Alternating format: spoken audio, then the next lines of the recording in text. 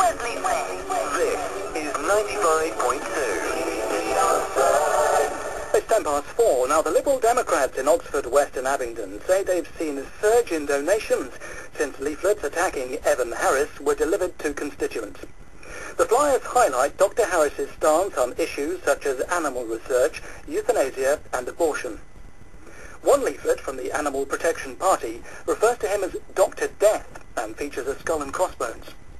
I'll speak to Mr. Harris in a moment, but first, here's what the APP candidate Keith Mann had to say on BBC Oxford recently. We're a different idea for a political party. We're not there to gain any slice of the power pie. We're there to take some of the power from the repulsive Dr. Evan Harris. We're concerned about the entire use of animals in laboratory experiments in order to look for cures for human diseases. We think this is a flawed method, and there are other issues with Evan Harris. He's a very big representative of the pharmaceutical industry. We've had an immense amount of very positive feedback, not just from people who are concerned about what's being done to animals in these laboratories, but people who are being damaged, their children are being damaged by vaccinations, and people who are offended by the idea that we're going to be forced to take fluoride in our water, which is something that Evan Harris is big on. Fluoride's a waste product of the aluminium industry, and it's very damaging to human health. Well, that was Keith Mann from the Animal Protection Party speaking recently on BBC Oxford. Let's join Evan Harris now. Good afternoon, Mr. Harris. The leaflet calls you the delightful Dr. Harris at one point, but I don't think that's meant as a compliment exactly. I had a look through this leaflet myself earlier, and, well, to be honest, it could potentially be damaging to you, couldn't it? Are you going to be taking any action against Keith Mann as a result of the leaflet? I think that's unlikely. It's both defamatory and inflammatory, but I think I've been in politics long enough to know that people with extreme views, and as you know, he's a convicted arsonist who attacked people and was convicted for attacking people who are constituents of mine, and he was given a very long sentence, in fact, that these extremists are going to try and personalise things. I've always stuck to the issues. I've always been of the view, as have the majority actually of MPs, that when the use of, for example, mice can cast light on some serious diseases, then under strict regulation, scientists are entitled to do it. And what they're entitled to do is to work in our labs here in Oxford and in our hospitals without the threat of intimidation and violence against them. And okay, is any of the content of the leaflets true or false?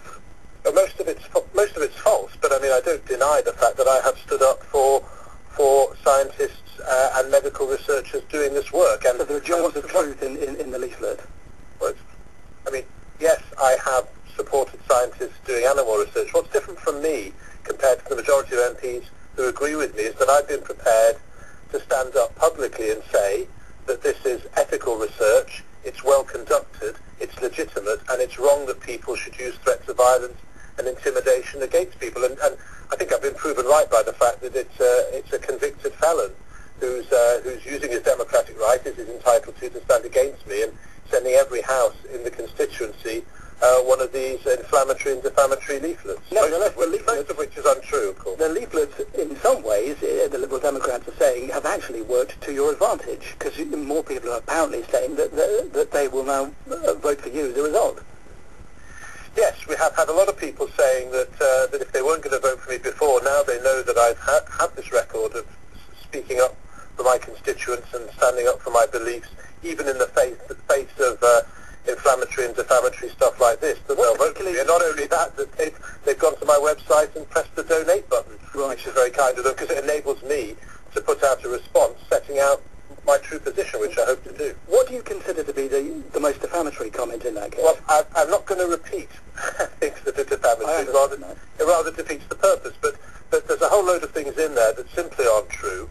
And, you know, my record speaks for itself. I have stood up. And what's curious is that this animal rights extremist aligns himself to evangelical Christian extremists who've also put out a leaflet, this time not standing, this time much more anonymously, across the constituency, with, again, 3 or 4 factual errors, and, again, using abusive terms like Dr. Death, which is, you know, as you know, associated with the Nazi murderer Joseph Mengele or Harold Shipman, the biggest mass murderer in British history. You must be personally hurt by this.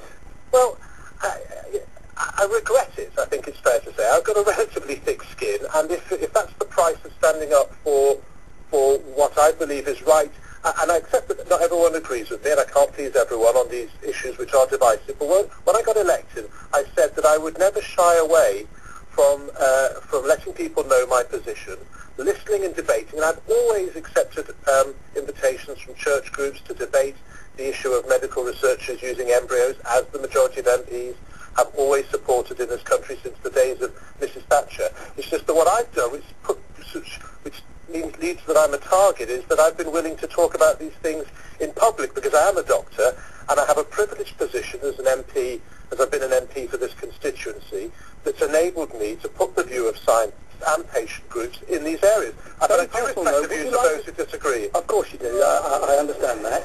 Would you now want to see tighter restrictions on the kind of leaflets that are put through people's front doors?